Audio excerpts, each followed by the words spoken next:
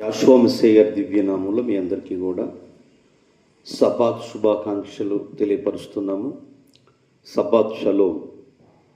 ఈ కార్యక్రమాన్ని వీక్షిస్తున్న మీ అందరికీ షలోమ్ తెలియపరుస్తూ ప్రార్థన చేసుకొని ఒక ప్రత్యేకమైన గీతాన్ని మనం విద్దాం. తండ్రికి మహిమ కలుగునుగాక. మహాగణుడు విని తండ్రి, అతి పరిశుద్ధుడ, జీవాధిపతి, నీ పరిశుద్ధమైన ఘనమైన నామమునకు స్తుతులు స్తోత్రాలు చెల్లిస్తున్నామయ్యా. గడిచిన వారం నుండి నేటి వారం వరకు మమ్మల్ని కాచి కాపాడి నీ రెక్కల చాటున భద్రపరిచి మీరు దీవించినందుకు స్తోత్రాలు చెల్లిస్తున్నాం. మీరు ఆశీర్వదించి కృపతో నింపుతారని అయ్యా, వారమంతా మమ్మల్ని నీ పరిచర్యలు వాడుకున్నారు.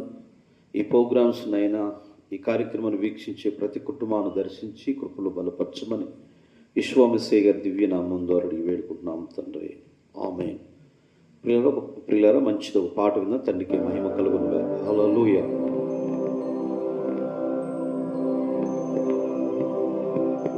హల్లెలూయా. స్తోత్రం.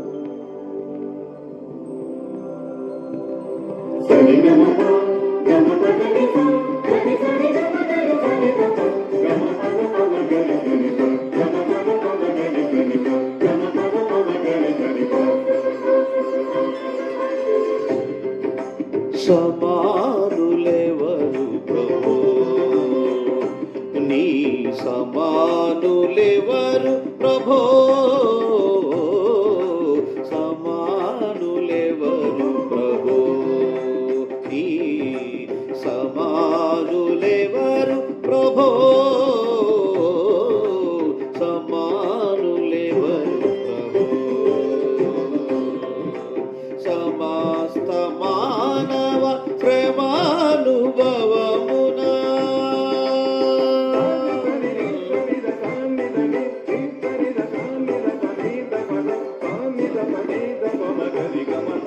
సమస్త మానవ ప్రేమానుభవమున సహించి వహించి ప్రేమించగలని సమానులెవరు ప్రభు, నీ సమానులెవరు యెహోవా,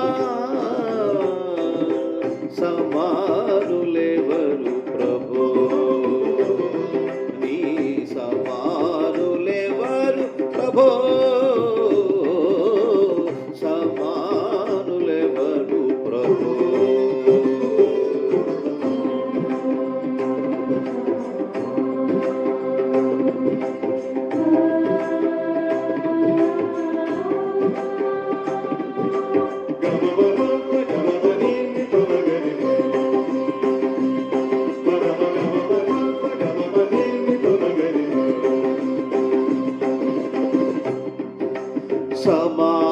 సమానతాత్వము సహోదరాత్వము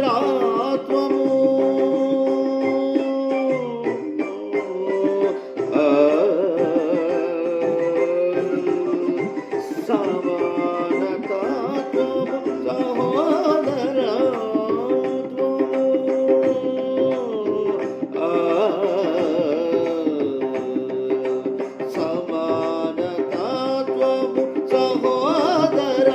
సమానతాత్వము సమాజ సముగను మాకు నిలిపెనే సమానులెవరు ప్రభు, నీ సమానులెవరు ప్రభు,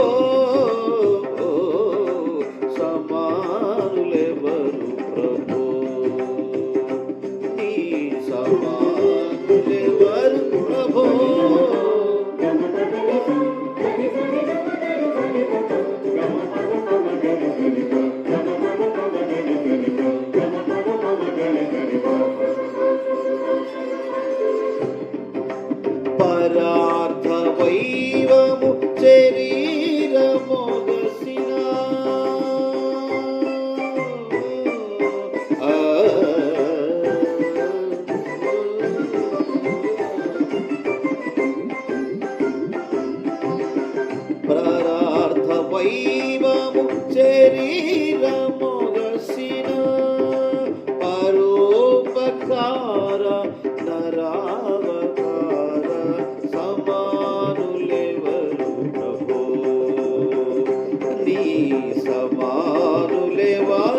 ప్రభో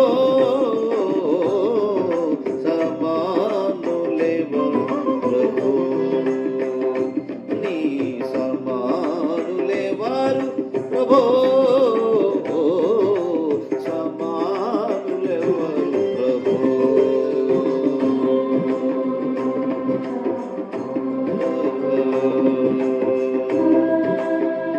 హల్లెలూయా. తండ్రికే మహిమ కలుగును గాక. అతి పరిశుద్ధుడు జీవాధిపతి అయిన తండ్రి మన్ని ప్రతి దినము ప్రతి క్షణము కాపాడుతున్న, కునుకక నిద్రపోకుండా మనందరినీ కాపాడుతున్న సర్వశక్తిమంతుడికే మహిమ చెల్లిస్తూ కృపగలిగిన యావే మనందరినీ కూడా దీవించి ఆశీర్వదించినట్లుగా ప్రతివారు కూడా తండ్రి యొక్క కృపను బట్టి అనుక్షణం కాపాడబడుతున్నారు.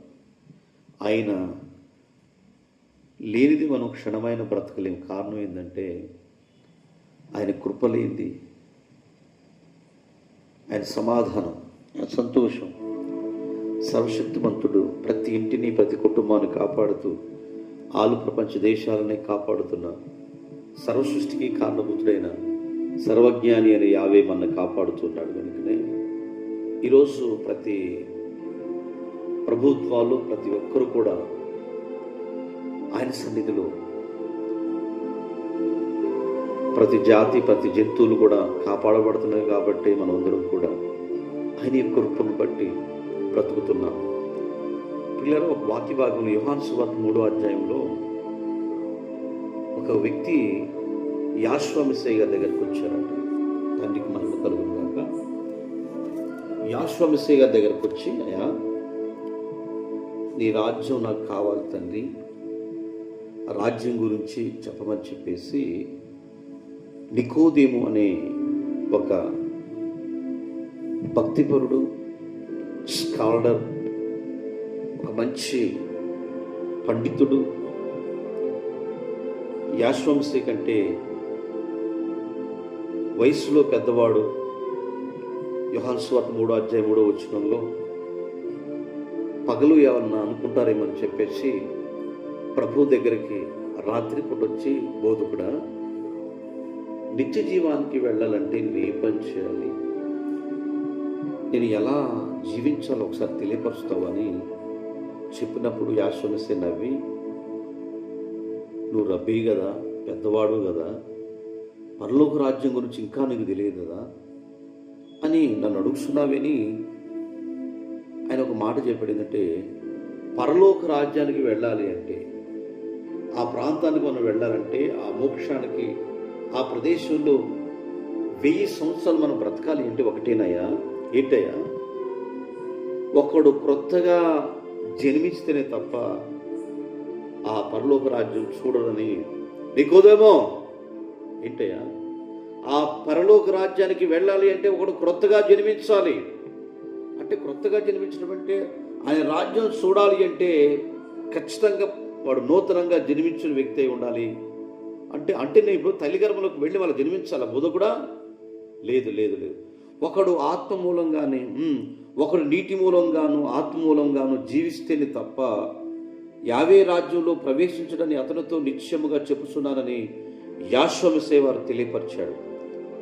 యోహాను సువార్త 3వ అధ్యాయం 3వ వచనం, ఒక నీటి మూలంగా జన్మిస్తేనే తప్ప ఎవడను యావే రాజ్యంలో ప్రవేశించడని చెప్పాడు. ఈరోజు నీటి మూలంగా జన్మించిన అనుభవం నీకుంటే ఈ రాత్రికాల సమయంలో ఈ సబ్బాతు ప్రారంభ దినాన తండ్రి మనతో చెరవిస్తున్నాడు. ఎంతకాలమైంది నువ్వు మందిరానికి వెళ్ళబట్టి?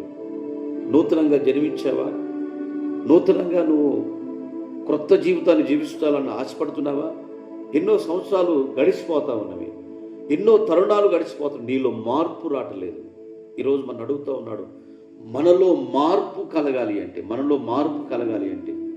పరలోక రాజ్యంలో ప్రవేశించిన నికోదేమో నువ్వు వెళ్ళాలంటే ఒకడు క్రొత్తగా జన్మిస్తేనే తప్ప ఆ పరలోకానికి వెళ్ళడని ఈ వాక్య భాగం తెలియపరుస్తున్నారు. మనం క్రొత్తగా జన్మించాలంటే నూతనమైన మనస్సు మనలో పుట్టాలి, నూతనమైన అనుభవం మనలో ఉండాలి. నువ్వు క్రొత్తగా జన్మించినావు కానీ మళ్ళా పాపం చేస్తున్నావు. నువ్వు క్రొత్తగా జన్మించావు, మళ్ళా ఈ లోక ఆశల్లోకి తిరుగుతున్నావు. నా సహోదరి సహోదరులారా, కొత్తగా జన్మించినట్టు అనుభవం నీకున్నది కానీ పాపంలో జీవిస్తున్నావేమో. నీ హృదయం జన్మించిందా? నీటి మూలంగా మునిగావు నో.